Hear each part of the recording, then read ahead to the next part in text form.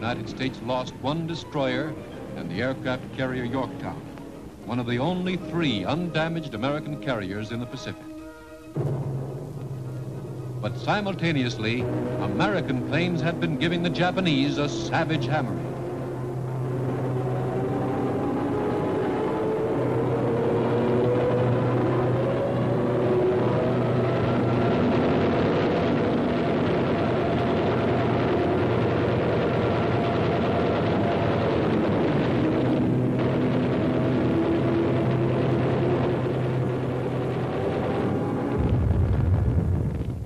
The Japanese task force was routed.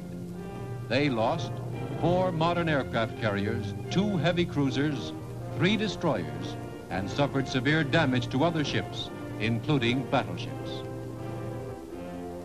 The Battle of Midway was a defensive battle only, but it marked a turning point in the Pacific War.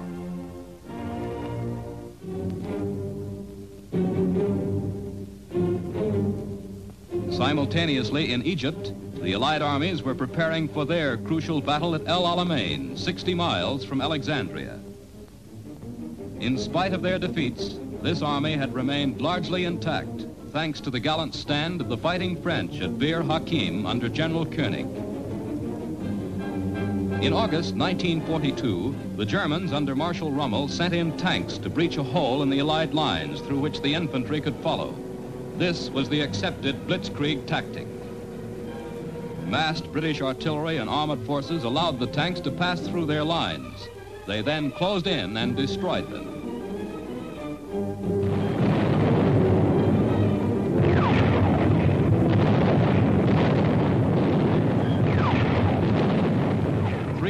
Tanks of the German Afrika Corps were left burning in the desert.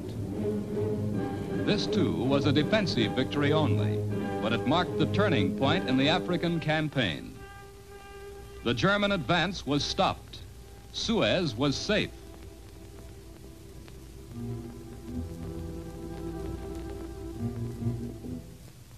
And on the Russian front, the crisis was nearing at Stalingrad, key to Russia's supply lines. For 40 days and 40 nights, the Germans had been hammering at the city. Time after time, Hitler had promised his people, Stalingrad will be ours. But Marshal Stalin had said to his armies, not one step back. Germany threw thousands of men, enormous amounts of material into the fight. But stubbornly, the Russians fought on, behind crumbling walls, in suburban gardens, in factories, in houses, on stairways.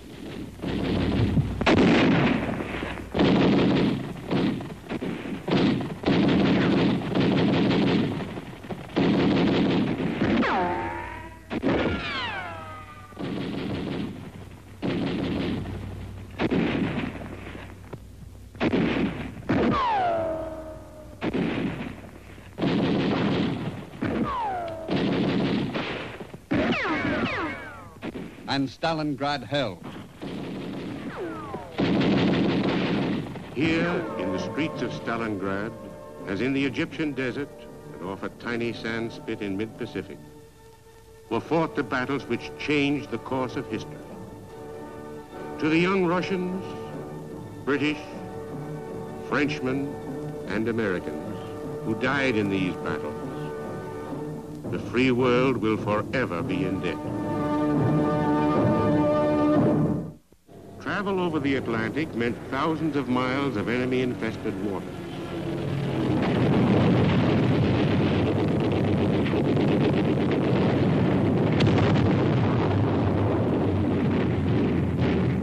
A never-ending battle was waged against the U-boats.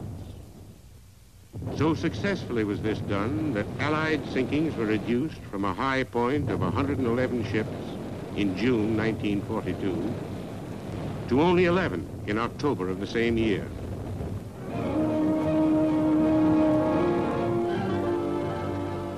At this critical time, 20,000 ships were convoyed across the seas, and out of every 200, 199 reached port safely. American soldiers landed in England and the north of Ireland.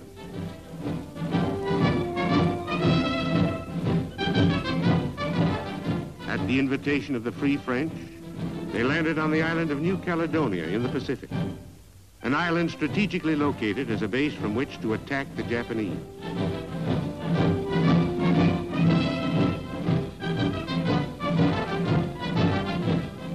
Materials for Russia arrived in Iran.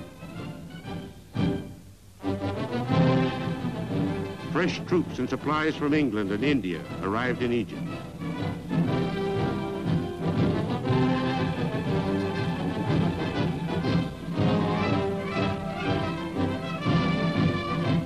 Urgently needed cargoes were carried by air. The airplane at last became a major means of transportation. The United States Army Air Transport Command opened air routes that covered 110,000 miles. They brought airplane parts for the armies in Egypt, repair parts for tanks in the battle areas, hand grenades to the soldiers in the Pacific. They dropped food and medical supplies to isolated forces in the jungles of New Guinea.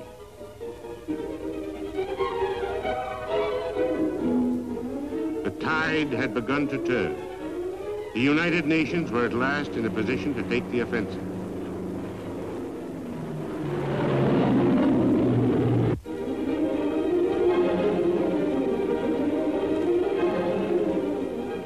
The first Allied thrust came in the summer of 1942 against the Japanese in the Pacific. The Allied objectives were mere pinpoints in the vast reaches of the ocean: Guadalcanal and the Solomon Islands and southern New Guinea. The Allied plan was to wrest these important islands one by one from entrenched Japanese soldiers and Marines. On August 7th, 1942, American Marines in their first major amphibious operation landed on Guadalcanal.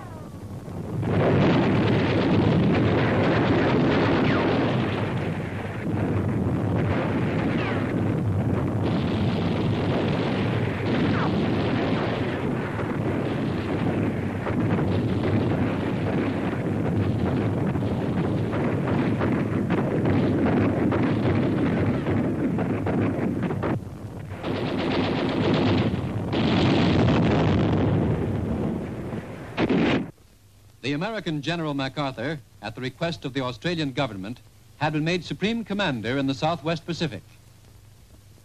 Under his command, troops from Australia, New Zealand, Canada, and the United States started a second attack on the huge tropical island of New Guinea.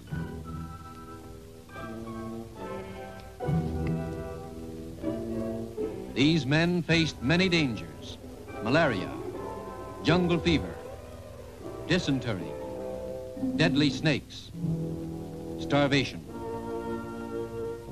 They were fighting a fanatical enemy. An enemy who had been taught that if he died in battle, he would become a god.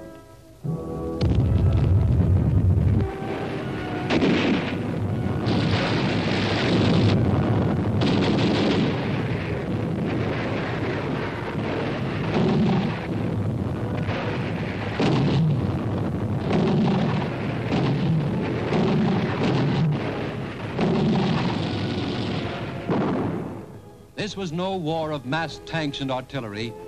It was a nightmare struggle of man against man. From behind every tree, every bush, every innocent bit of ground, there might come sudden death. The battles were long and tense. For many weeks it seemed likely that the Allied forces would be overwhelmed. The losses were great on both sides. These are Japanese dead. And these are Americans.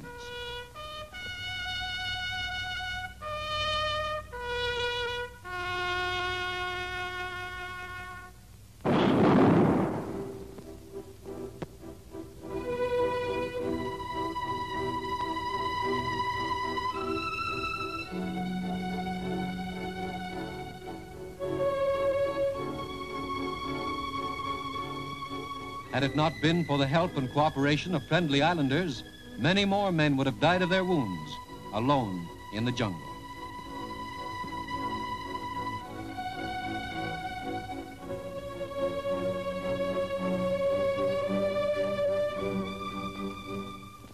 The Japanese recognized the importance of this campaign. They threw in major elements of their fleet in desperate counterattacks. In fierce night battles, their naval forces were destroyed. The American Navy had established definite superiority in the South Pacific. Supply lines to America were secure. The first Pacific offensive had been successful. The United Nations now had air and sea bases from which to launch further attacks against the Japanese. Almost the first use to which these airfields were put was to evacuate the wounded.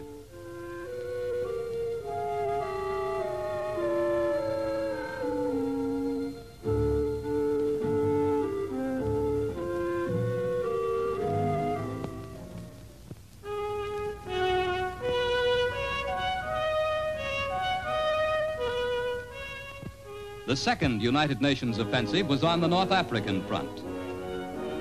British General Alexander had taken over the supreme command in this theater. General Montgomery led the British 8th Army.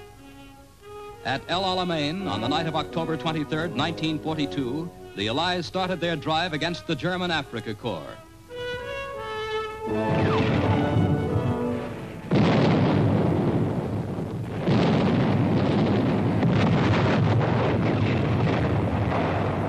After a heavy artillery barrage, General Montgomery surprised the Germans by reversing blitzkrieg tactics and sending his infantry in first.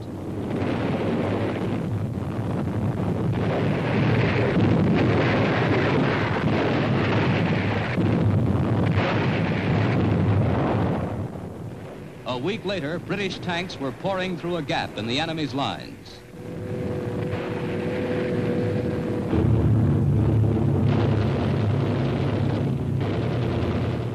This sledgehammer blow smashed German resistance. It rolled the Afrika Korps back in a retreat which was not to stop until they reached Tripoli, 4 months later and 1,200 miles away. Most of these prisoners are Italians who had been left behind by the Germans to cover their retreat.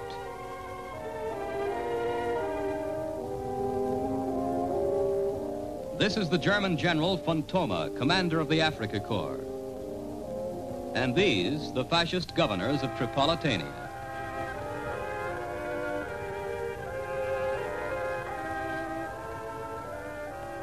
But the drive to Tripoli was only the eastern prong of a gigantic pincers movement.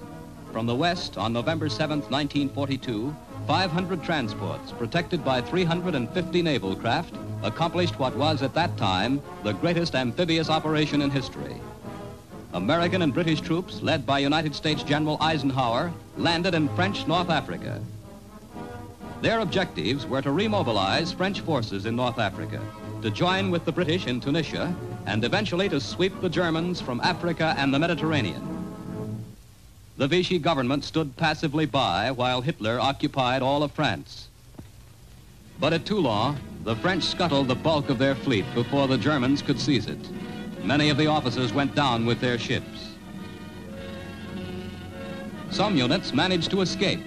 Among them was the dreadnought Richelieu, which steamed into New York Harbor, proudly flying the tricolor. Again, as in the First World War, the people of New York paid tribute to their traditional French allies.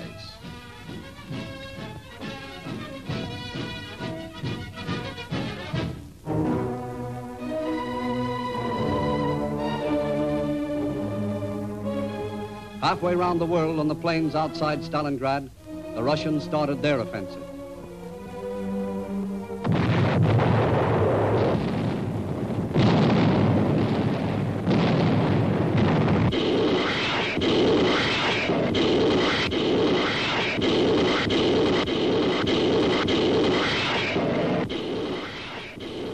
Two Russian armies, one in the north and one in the south, drove forward in a powerful pincers movement to encircle the Germans.